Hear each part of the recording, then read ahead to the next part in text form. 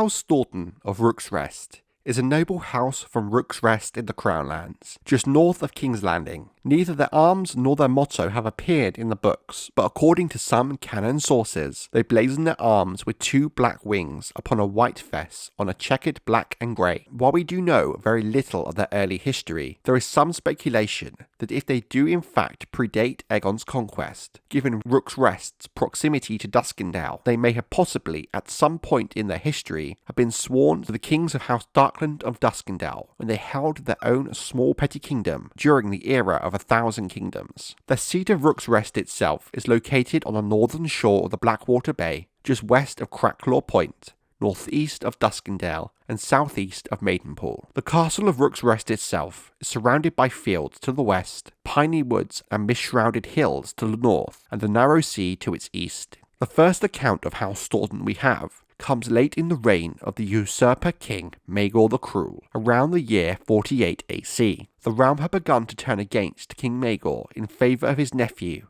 and for many the rightful king, Prince Jaehaerys Targaryen. Lord Staunton was among a score of lesser lords who were gathered at Maegor's command. Along with the lords, Lord Towers and Lord Darkland, Lord Staunton yielded the Red Keep to Jaehaerys after Maegor was found dead upon the Iron Throne. The three lords were sent to the Black Cells, as while they did yield the Red Keep, they did support Maegor to the bitter end, only yielding the castle after his death.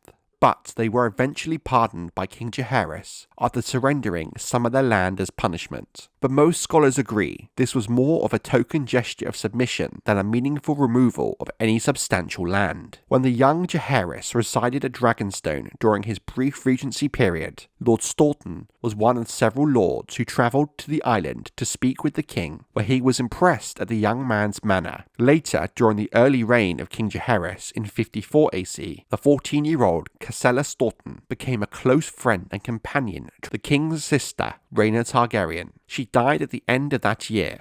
At first, it was thought she had died of a sudden illness, but later it was revealed that she had been poisoned by Andro Farman using the Tears of Lys. Andro, whose marriage to Rhaena had always been one of convenience, had grown jealous of his wife's relationship with her ladies and weary of their mockery towards him and his sham marriage. Andro would later die while trying to escape Dragonstone after his actions came to light. 5 years later, the then Lord Staunton and his wife and children all died of the shivers in 59 AC, as it wreaked havoc up and down Westeros, even claiming the life of King Jaehaerys' daughter, Princess Daenerys. A few years later, Simon Staunton was one of the squires who kept company with Princess Daela Targaryen, but the princess fell out with Simon after he tried to make her drink wine. During the Targaryen civil war for the Iron Throne, known as the Dance of the Dragons, in the year 129 AC, the Stauntons supported the Black faction and Princess Rhaenyra Targaryen's claim to the Iron Throne against her half-brother Aegon and his Green faction. Lord Staunton was killed by the Greens during the initial battle at Rooks Rest before the Dragon Battle itself, and his head was taken to King's Landing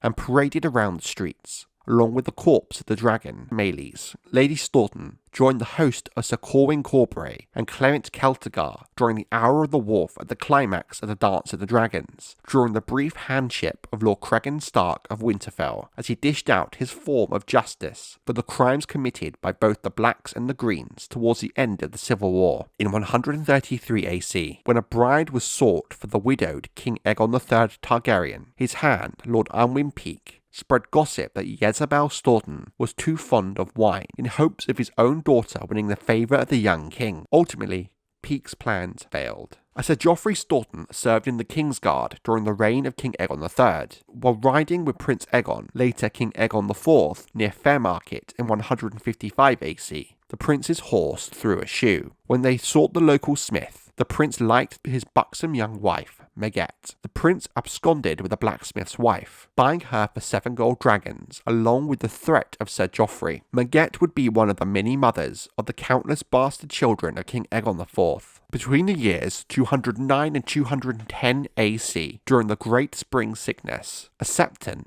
of House Staunton Septon Stefan, served at the Great Scepter Baelor under the High Septon. After the sickness had ended, he came to serve at Coldmoat in the Reach, when his brother Sir Simon Staunton married Lady Roanne Webber. Simon was Lady Roanne's third husband, and died choking on a chicken bone soon after the wedding. Septon Stefan would remain at Coldmoat even after his brother's death, and was present when Sir Duncan the Tall arrived at Coldmoat to discuss terms with Lady Webber regarding her dispute over the water rights of the Chequy Water with House Osgrey. He took part in the discussions of the terms and dispensed gossip, informing Duncan of who the courtiers were. After Duncan's dismissal, he accompanied Roanne to the Chequy Water to try and calm the situation down, to no avail. Lord Simon Staunton served as Master of Laws for King Aerys II Targaryen, the Mad King, when the tourney of Harrenhal was announced in the year 281 AC, based on the notion that Prince Rhaegar Targaryen was secretly funding the tourney as a way to call a great council to discuss the rule of King Aerys II.